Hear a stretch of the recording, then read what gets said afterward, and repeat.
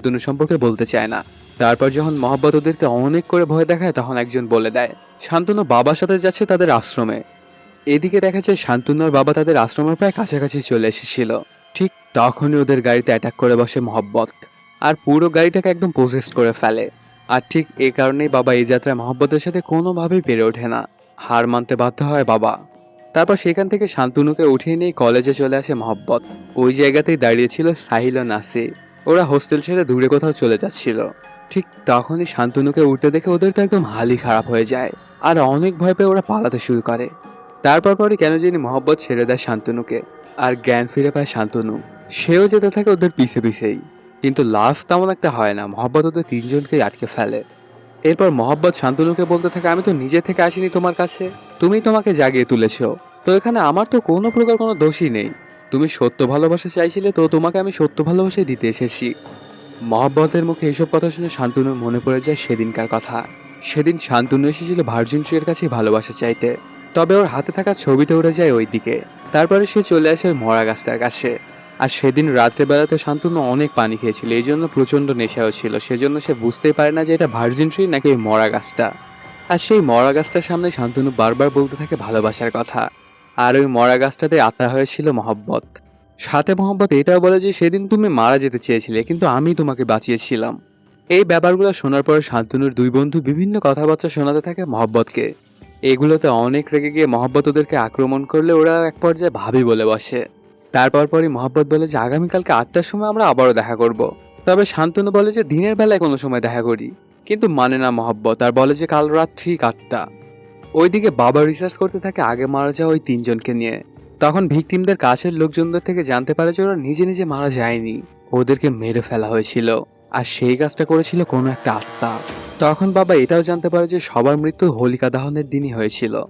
এই বছরের হোলিটা আসতে আর মাত্র 7 দিন বাকি। তখন বাবা বুঝে যায় যে হয়তো বা 7 দিন পরে শান্তনুকে মরতে হতে পারে। এই ব্যাপারটায় অনেক চিন্তায় পড়ে যায় বাবা, কি করবে কিছুই বুঝে উঠতে পারছিল না। পরদিন সকালবেলাতে বাবা ওদের তিনজনকে ডেকে পাঠায়, আর শান্তনুকে বলে যে তুমি মহব্বতের সাথে খুব সুন্দর করে কথা বলবা, আর তার থেকে এটা জানার চেষ্টা করবে যে মৃত্যুর আগে সে কে ছিল আর সে কিভাবে মারা গিয়েছিল। এই দুইটা বাদে যদি অন্য আরো ইনফরমেশন আনতে পারো তাহলে আরো বেশি ভালো। ঠিক তখনই অনন্যা ফোন দিয়ে বসে শান্তনুকে।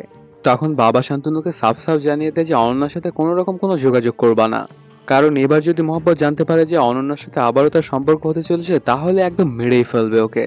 আর সেদিন যে অনন্যাকে অ্যাটাক করেছিল মহব্বত এটাও জানায় বাবা। এই জন্য অনন্যার ভালোর জন্য হলেও তুমি ওর আশেপাশে যেও না। বাবার মুখে এমন কথা শুনে অবাক হয়ে যায় শান্তনু। অনন্যার উপর অ্যাটাক হয়েছে আর এখনো সেটা জানেই না। তারপরই অনন্যার সাথে শেষবারের মতো দেখা করার জন্য সেখান থেকে চলে যায় শান্তনু। সে চলে গেলেই বাবা সাহিল এবং নাসিরকে বলে যে শান্তনুর জীবন সংকট রয়েছে, এর জন্য যতটা পারো তোমরা ওকে হেল্প করবা। আর মহব্বত যেন ওই ব্যাপারগুলো কিছুই বুঝতে না পারে এটা তোমরা ইনশিওর করবা। ওর সাথে সবসময় তোমরা ভালো ব্যবহার করবে, এমনকি তেলবাজিও করবা। আর এই আত্মাটা হোলির দিনেই সবাইকে মারতো, আর এর জন্য আমাদের হাতে আর মাত্র 6 দিন সময় আছে।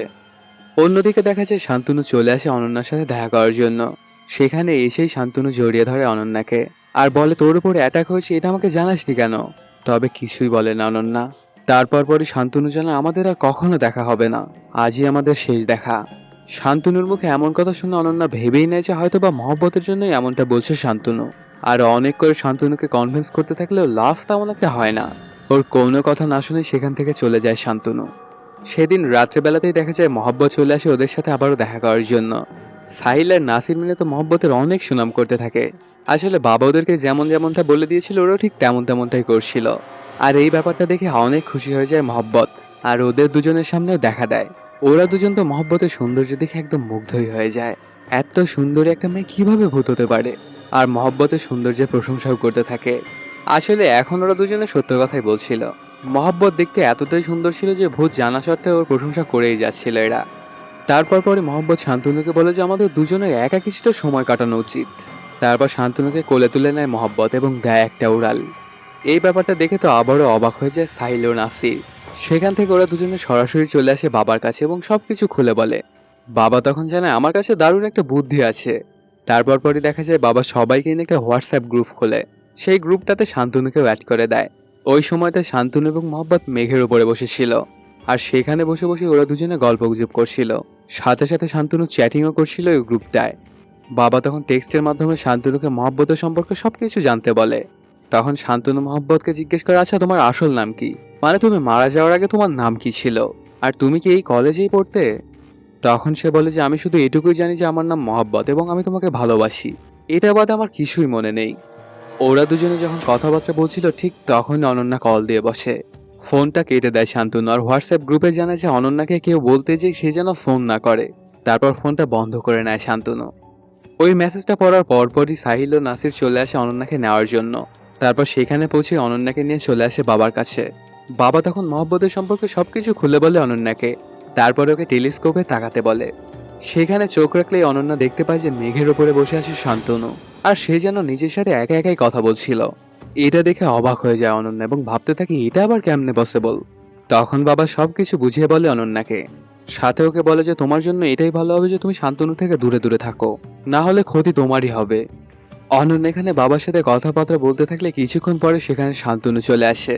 তখন অনন্যা গিয়ে শান্তনুর উপর অনেক করে রাগ দেখায়, এমনকি ওকে একটা চড়ও বসিয়ে দেয়।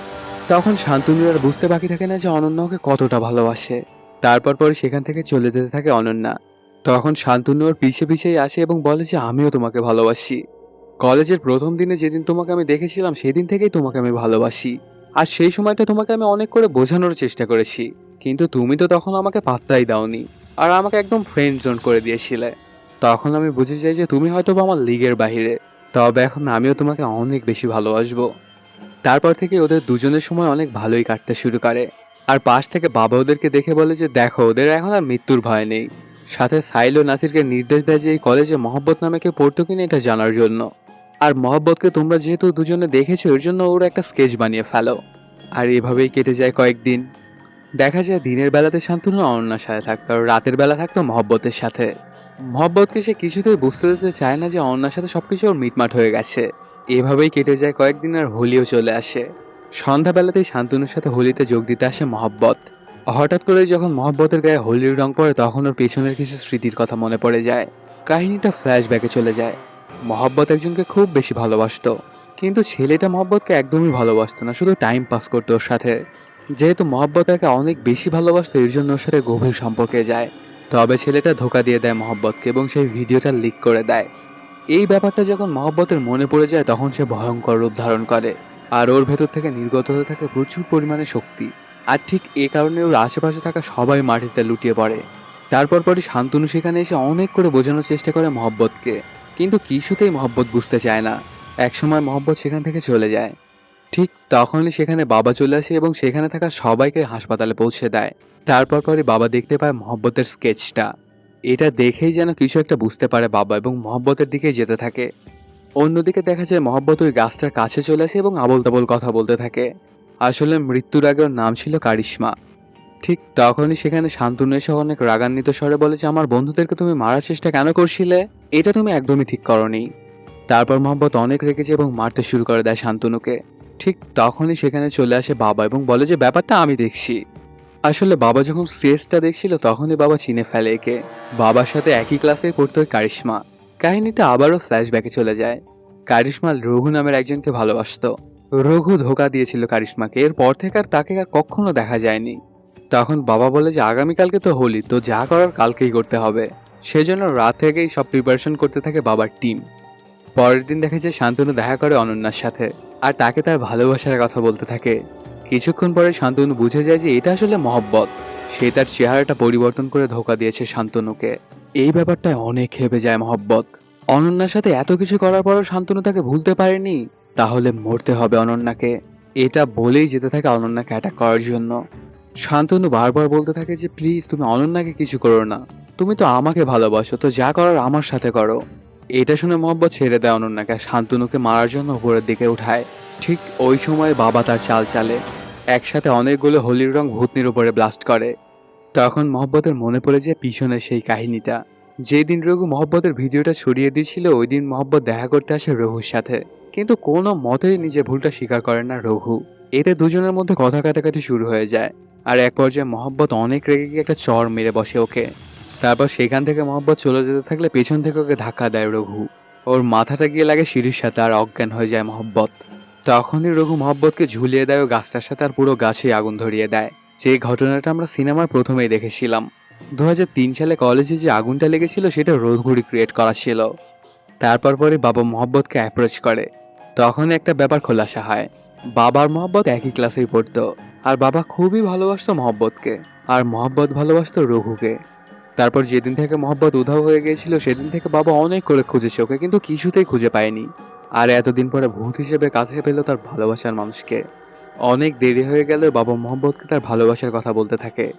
বাবার মুখে এসব কথা শুনে মুগ্ধ হয়ে যায় মোহাব্বত, আর মনে মনে ভাবতে থাকে কলেজের সময় আমি যদি রঘুকে ভালো না বেশি আসল মানুষটাকে ভালোবাসতাম তাহলে কতই না ভালো হতো, জীবন হয়তো বা এখন অন্যদিকেই যেত। তারপর পরই বাবা বলে ওঠে যে আমাদের মিলন হবেই, তবে এর জন্য তোমাকে আত্মা থেকে মুক্তি পেতে হবে। মহব্বতও রাজি হয়ে যায়। সাথে সাথে নিজের ইচ্ছা না থাকা সত্ত্বেও বাবা মহব্বতকে মুক্ত করে দেয়।